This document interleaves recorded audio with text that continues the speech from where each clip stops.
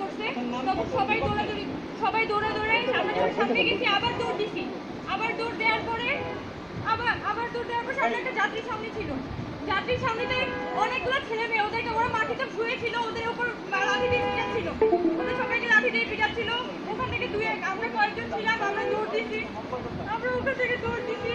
একটু পরে আবার পিছন থেকে আসছে,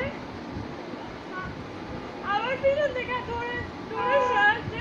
একটু পরে আমি দৌড়াই আবার দৌড় দিছি। আমরা এই ন্যাক্কারজনক কাজ এটা করা উচিত। ছাত্রলীগ যাদেরকে দিয়ে আজকে এই শিক্ষার্থীদের উপর যে হামলা চালাইছে, এটা এক ধরনের মর্মান্তিক খারাপ ঘটনা হয়েছে। দেখুন, শিক্ষার্থীর চোখের পানি, জাতির বিবেকের কাছে প্রশ্ন।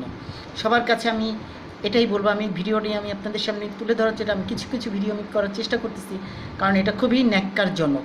এই ছাত্রলীগ যে টোকাই পোলাপান, এরা ঢাকা ইউনিভার্সিটি বা এ ধরনের সাহস কিভাবে যোগায়, কিভাবে সাহস পায়, এত বড় সাহস তাদের হবে কেন?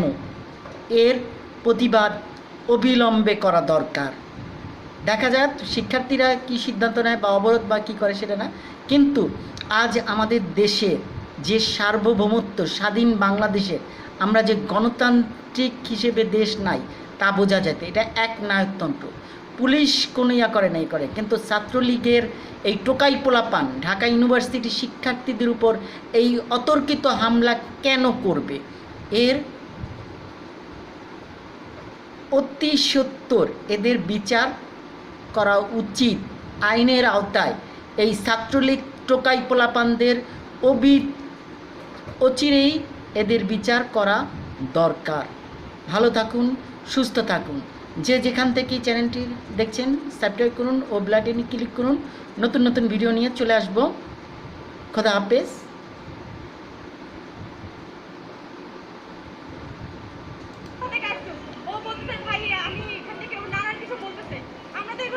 ছোট বাচ্চা আমাদের উপর হামলা চালাচ্ছে, ইট পাথর আমার পাশে একটা ছেলে, আমি জানি না, আমি খুব খারাপ অবস্থা দেখতে পাই। আমার সামনে একটা ছেলেকে ইট দিয়ে ও পড়ে গেছে। আমি ওর উপর থেকে হোঁচট খাইছি, হোঁচট খেয়ে আমি আবার দৌড় দিছি। ওই ছেলেটাকে আমি তুলে ধরবো, আমার ওই অবস্থা নাই। ফাইলে ওরা পিটাই মারি ফেলতো, এরকম অবস্থা ওখানে।